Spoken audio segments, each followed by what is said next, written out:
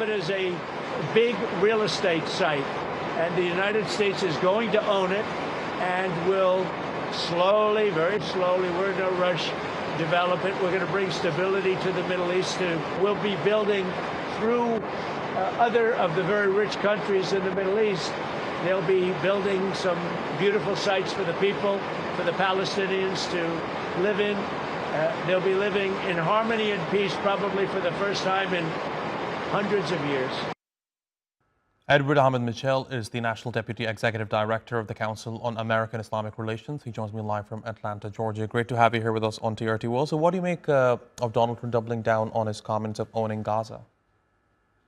Well, to be frank, I'm not that concerned about President Trump's idea becoming a reality. Saudi Arabia, Egypt, Jordan, all the countries whose cooperation you would need to ethnically cleanse Gaza, Palestinians have said this is a non-starter. And even the president has started to walk back his original idea, which was to militarily occupy Gaza and move all the Palestinians out. So I think this is a fantasy. I don't think there's any practical way this could happen without setting off a massive regional war. I think the main concern right now is that Mr. Netanyahu clearly does not want the ceasefire to go all the way to the end. He's looking for an opportunity to restart the war.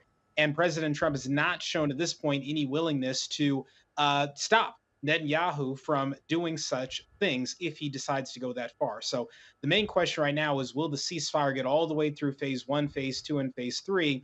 And will everyone come together to find a reasonable resolution to the fate of Gaza? And that resolution should be the establishment of a Palestinian state, including a liberated and reconstructed Gaza for the Palestinian people. Right. And Edward, as you know, that the U.S. has up until a few days ago remained a supporter of a two-state solution, at least in theory. But after Donald Trump's press conference with Benjamin Netanyahu, it seems to me U.S.'s policy towards Israel and Palestine has completely changed. So can we now say that the two-state solution is officially dead, with the U.S. completely pulling out of that idea? Well, a few things to note. Number one, no president in decades has made any real strides towards making a two-state solution a reality. President Biden paid lip service to it, but was not willing to use American power to force a two-state solution into existence. Everyone who is familiar with Netanyahu knows that he has spent his career opposing a Palestinian state. And so for numerous presidents, including President Biden, to pretend that this was somehow feasible, it's ridiculous. President Trump is just saying out loud what the reality is, which is that the Israelis have no intention of willingly allowing a Palestinian state to come into existence. Now, of course, the problem with President Trump is his idea is just as much of a fantasy. It's not going to work. If the United States, if President Trump truly wants peace, he would use American power and force Netanyahu to accept a two-state solution. But if he's not willing to do that, it leaves all sorts of other alternatives that no one is going to be happy with and that usually are going to lead to conflict. So President Trump, again, if this is his grand idea, this is all he's got, it's not going to end well. Right. And Edward, I just want to talk about Donald Trump's idea of, owning the Gaza Strip. He keeps doubling down on this idea. And, correct me if I'm wrong, in order to buy something, the owner should be willing to sell it. In the case of Palestine, the Palestinians have made it abundantly clear that Gaza is not for sale. Hands off Gaza, but he keeps doubling down on that idea.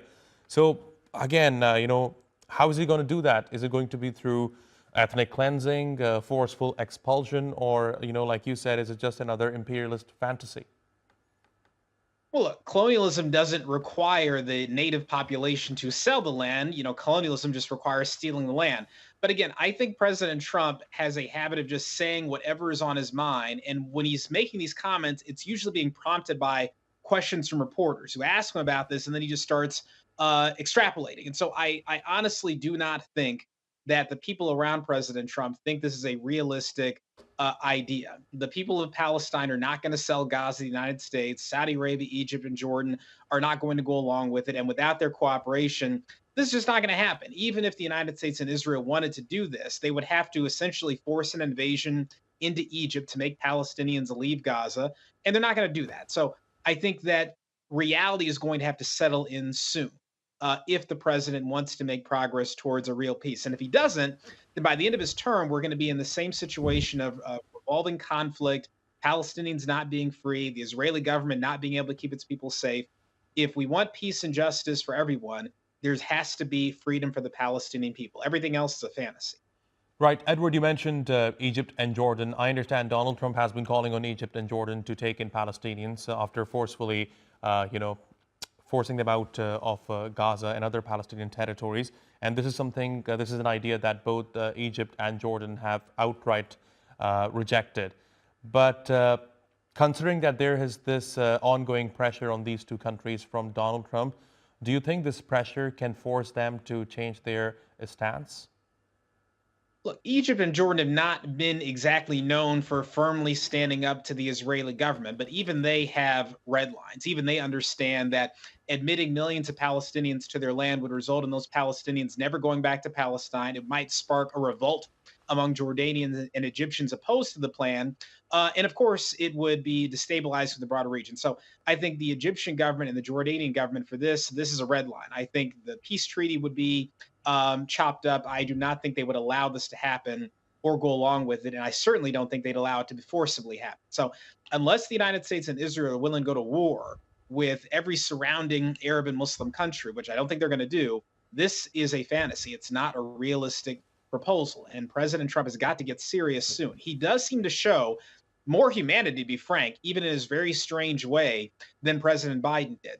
But he's got to appeal to his better angels and turn his opposition to mass killing into a serious proposal to secure peace for Palestinians. Otherwise, he is not going to secure any sort of grand deal by the end of his term.